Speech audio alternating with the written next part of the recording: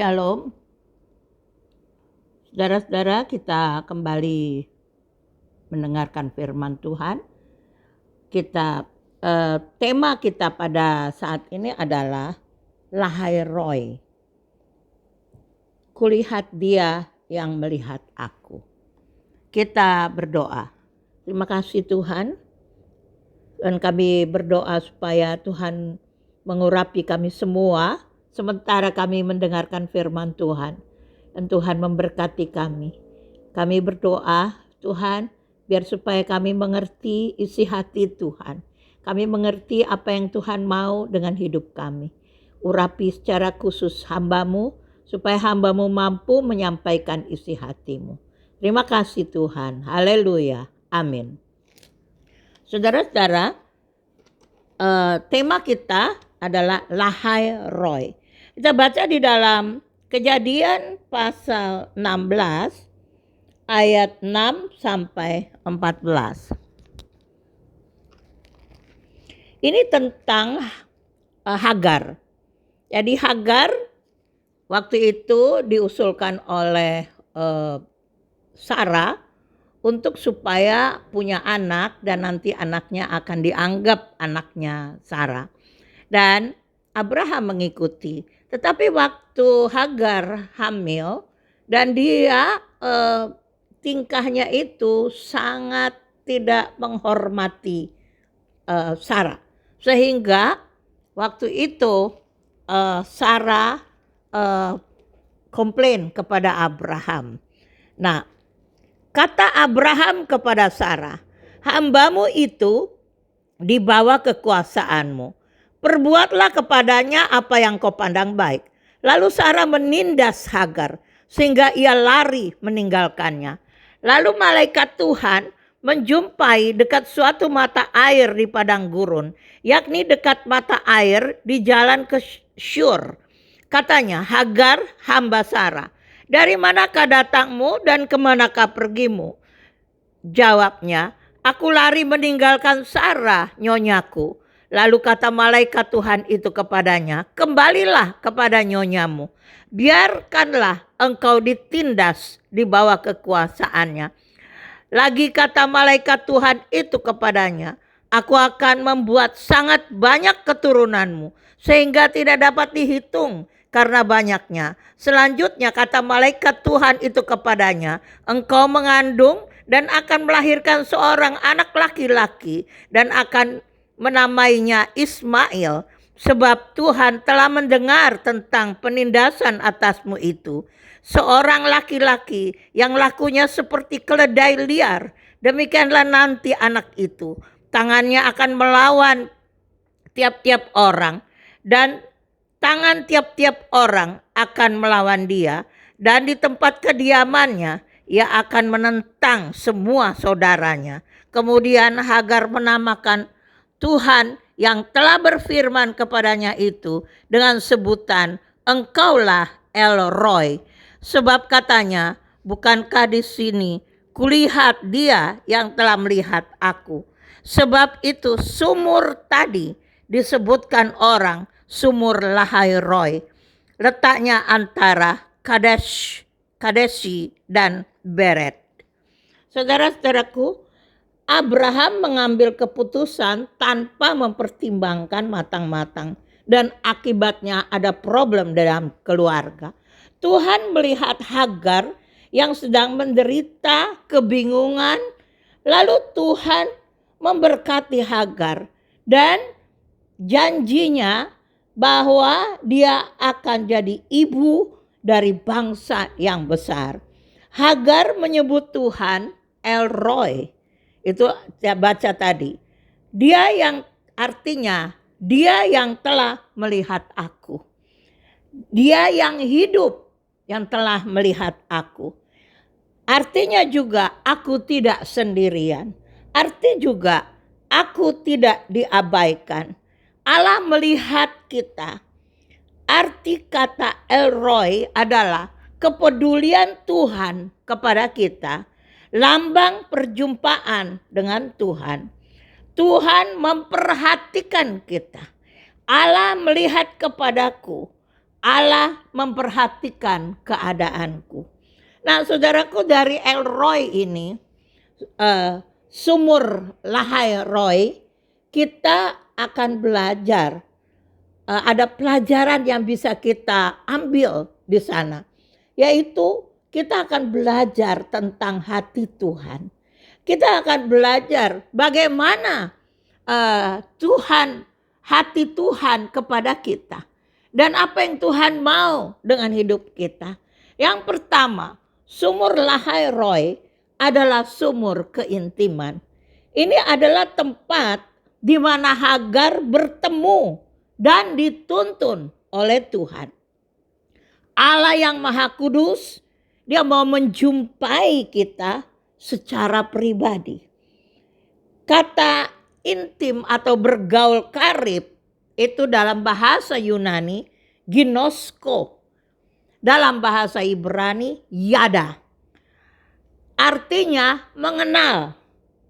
Artinya juga memperoleh pengetahuan atau memperoleh pengalaman pribadi. Artinya juga melihat dengan mata batin. Jadi melihat Allah dengan mata batin. Nah, hubungan yang akrab itu adalah artinya melibatkan Allah dalam kehidupan sehari-hari. Kalau dalam kehidupan sehari-hari kita berjalan dengan kemauan sendiri, dengan ide-ide sendiri, dengan rencana-rencana sendiri, berarti kita tidak punya hubungan yang akrab dengan Tuhan. Hubungan yang akrab itu akan dilihat dalam sehari-hari. Kita harus cek diri kita sendiri.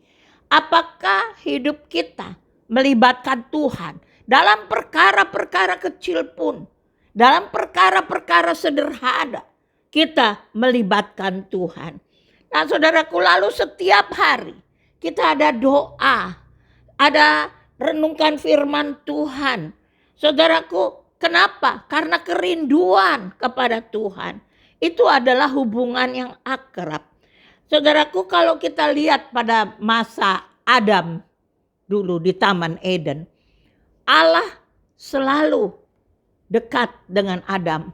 Allah berjalan-jalan, dikatakan pada waktu sore hari angin silir, Allah berjalan-jalan bersama Adam dan bercakap-cakap dengan Adam.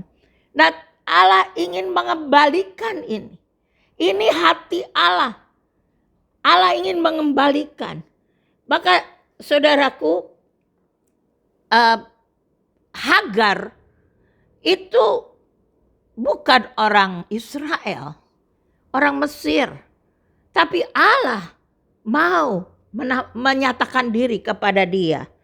Nah, saudaraku, biar kita juga mengalami hubungan yang akrab dengan Allah. Allah menyatakan diri kepada kita. Kita ada pertemuan dengan Allah. Saudaraku, Ishak memilih tempat. Ishak tinggal di dekat sumur Lahai Roi. Itu kita bisa baca di Kejadian 25 ayat 11. Ishak tinggal di sana. Dan waktu Ribka datang, dibawa oleh Eliezer, itu dia bertemu dengan Ribka itu di tempat di mana dia tinggal, yaitu di sumur Lahai Roi. Saudaraku, secara rohani kita harus juga tinggal di daerah sumur Lahai Roi, yaitu adalah sumur keintiman dengan Tuhan. Hubungan yang akrab dengan Tuhan. Bergaul karib dengan Tuhan. Nah, kita lihat di dalam firman Tuhan. Di dalam Mazmur 25 ayat 14. Tuhan bergaul karib dengan orang yang takut akan Dia. Dan perjanjiannya diberitahukannya kepada mereka. Tuhan bergaul karib dengan orang yang takut akan Dia.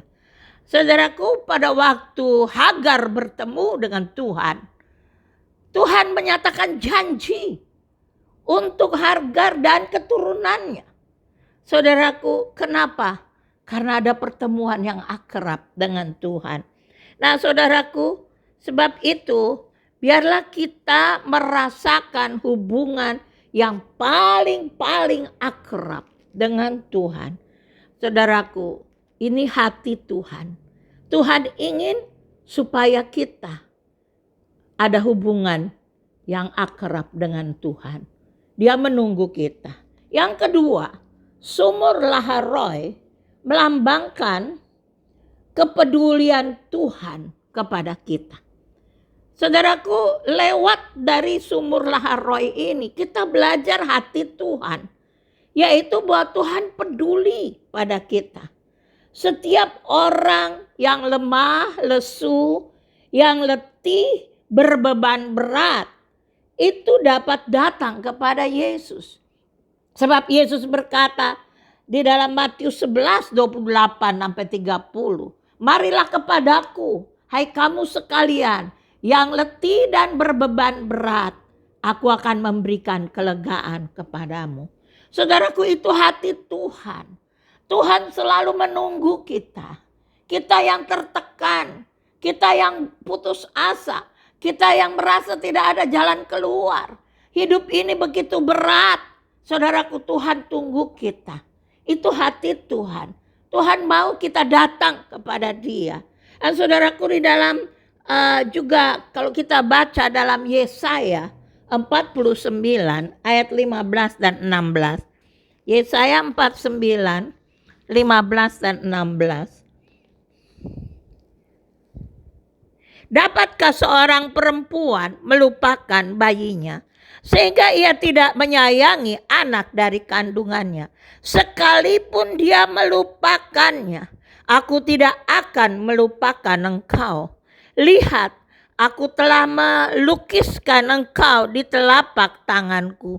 Tembok-tembokmu tetap di ruang mataku.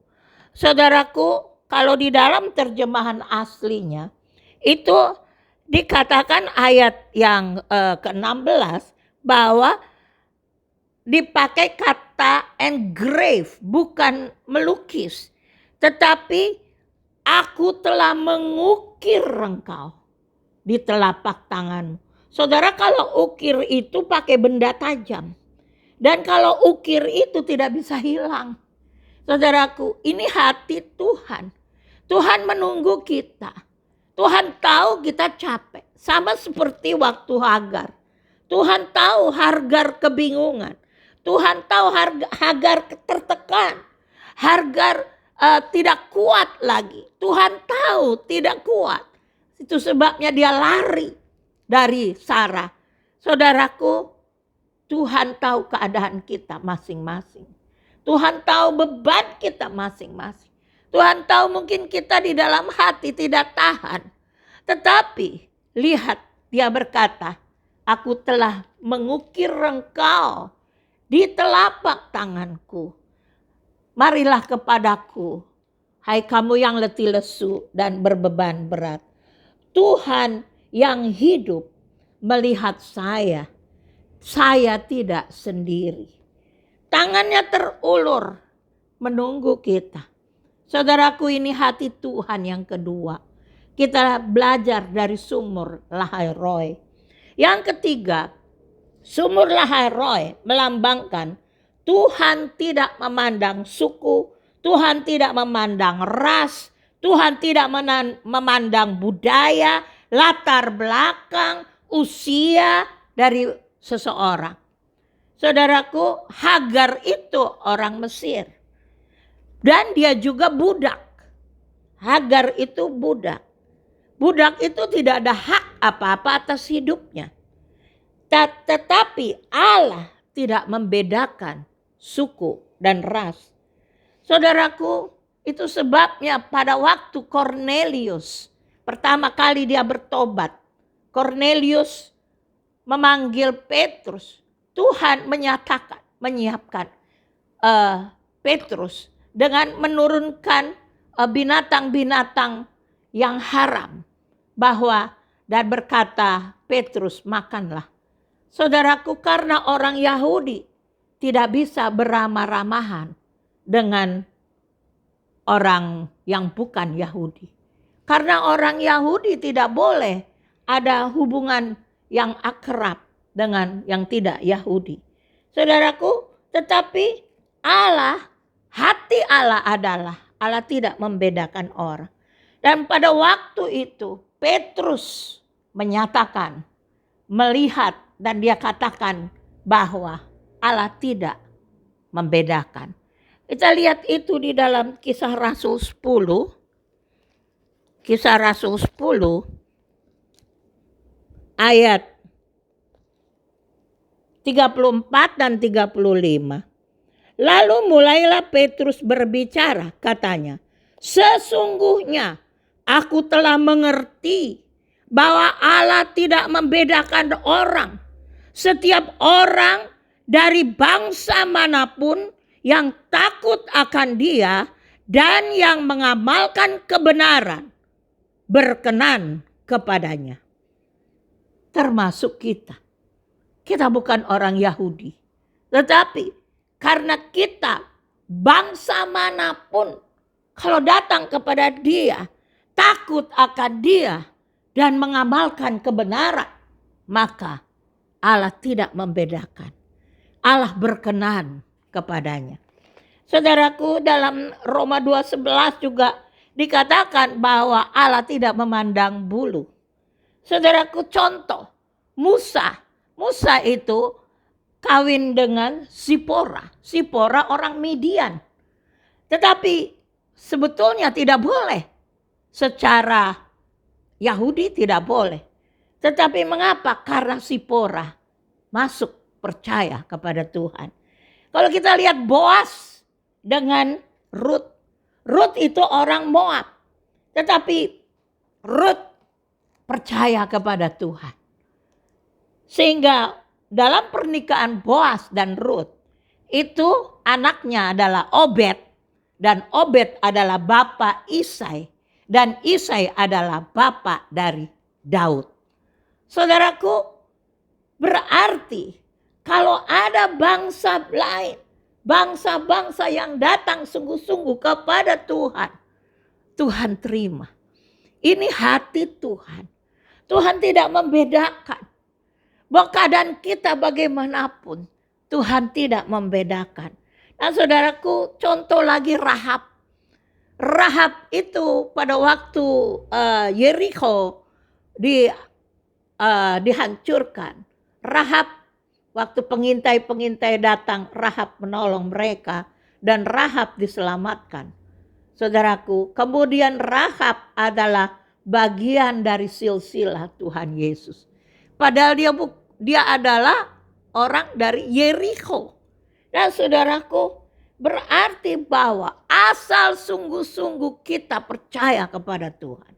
Asal sungguh-sungguh kita melakukan kebenaran firman Tuhan, maka Allah berkenan kepada kita. Saudaraku, ini hati Tuhan. Tuhan tidak membedakan latar belakang. Tuhan tidak membedakan siapa kita ini. Saudaraku, tetapi Tuhan mau kita bersungguh-sungguh hati kepada Dia.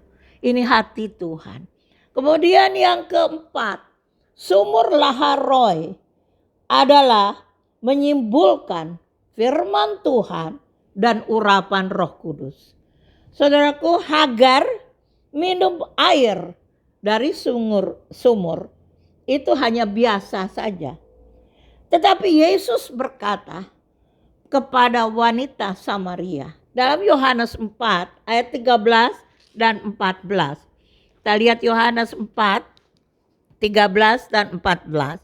Tetapi jawab Yesus kepadanya, barang siapa minum air ini, ia akan haus lagi. Tetapi barang siapa minum air yang akan kuberikan kepadanya, ia tidak akan haus untuk selama-lamanya. Sebaliknya, air yang akan kuberikan kepadanya akan menjadi mata air di dalam dirinya yang terus-menerus memancar sampai kepada hidup yang kekal. Saudaraku, sekali kita minum air yang diberikan oleh Yesus, itu menjadi mata air yang terus menerus memancar, kata Yesus. Dan saudaraku, untuk memperoleh air hidup ini, kita harus minum. Kita harus meminumnya. Dan perkataan yang Yesus pakai itu adalah bukan artinya minum itu bukan satu kali, tetapi terus menerus. Kata minum dalam bahasa Ibrani adalah pineto. Pineto adalah satu tindakan berkesinambungan yang terus menerus. Jadi berarti terus menerus minum air hidup itu. Terus menerus. Saudaraku, berarti hubungan kita harus akrab dengan Tuhan. Karena kalau hubungan kita jauh dari Tuhan, kita tidak minum. Saudaraku, kita harus dekat dengan Tuhan. Akrab dengan Tuhan. Hubungan yang intim dengan Tuhan. Sebab kita tidak boleh terputus dari sumber air itu. Saudaraku, di dalam Yohanes 7 ayat 37 dan 39, Yesus berkata bahwa pada hari terakhir dari puncak perayaan, dia berdiri dan berkata, barang siapa haus, biarlah ia datang kepadaku dan minum. Dan siapa yang percaya kepadaku seperti yang tertulis di dalam Alkitab, di dalam firman Tuhan, dari dalamnya akan mengalir aliran-aliran air kehidupan. Saudaraku, ada mata air. Kalau kita minum, ada mata air di dalam. Jangan sampai mata air itu kering. Karena hubungan kita yang tidak akrab lagi dengan Tuhan. Hubungan kita tidak intim lagi dengan Tuhan. Mata air di dalam ini kering. Saudaraku, tidak ada air yang memancar. Dan orang-orang sekitar kita tahu bahwa kita sebetulnya sudah kering. Tetapi kita bisa merasa bahwa kita masih semangat, masih berkobar-kobar. Padahal kita sudah kering. Saudaraku, ini yang kita harus jaga. Ini hati Tuhan.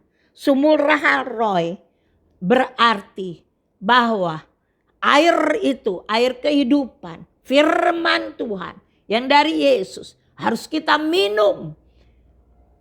Urapan Roh Kudus harus kita minum menjadi mata air di dalam. Sebab Yesus berkata bahwa apa yang dia katakan adalah tentang Roh Kudus. Akan mengalir aliran-aliran yang keluar.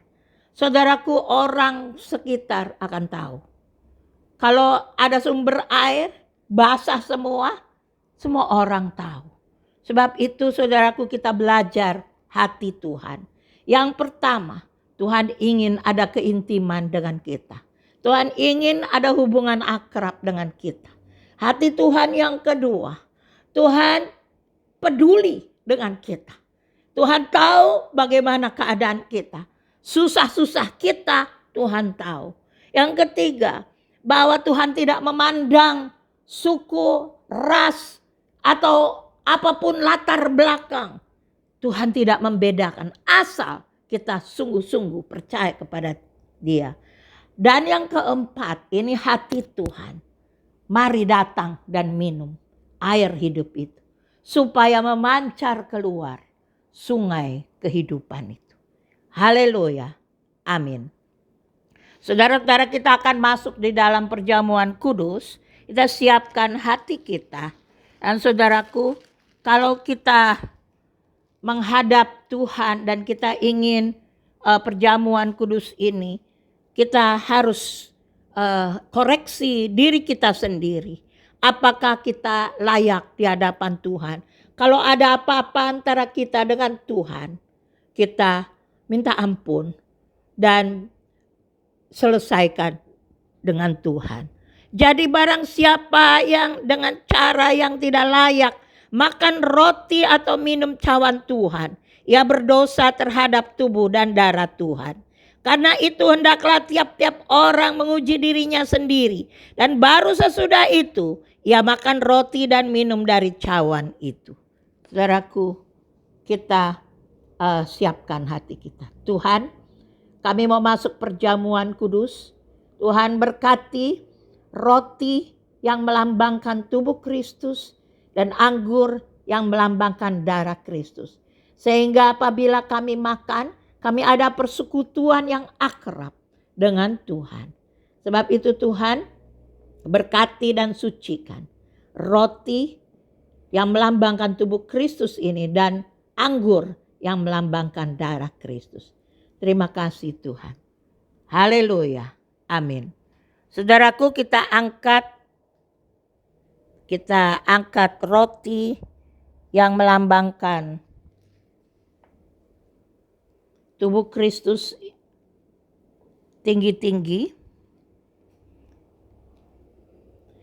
Sebab apa yang telah kuteruskan kepadamu telah aku terima dari Tuhan, yaitu bahwa Tuhan Yesus pada malam waktu ia diserahkan mengambil roti, dan sesudah ia mengucap syukur atasnya, ia memecah-mecahkannya dan berkata, inilah tubuhku yang diserahkan bagi kamu, perbuatlah ini menjadi peringatan akan aku.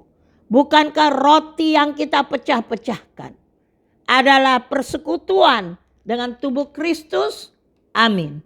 Kita makan bersama dalam nama Yesus. Kita angkat tinggi-tinggi cawan ini. Demikian juga ia mengambil cawan sesudah makan, lalu berkata, cawan ini adalah perjanjian baru yang dimeteraikan oleh darahku. Perbuatlah ini setiap kali kamu meminumnya menjadi peringatan akan aku. Bukankah cawan pengucapan syukur yang atasnya kita ucapkan syukur adalah persekutuan dengan darah Kristus? Amin. Kita minum bersama dalam nama Yesus. Mari kita berdoa.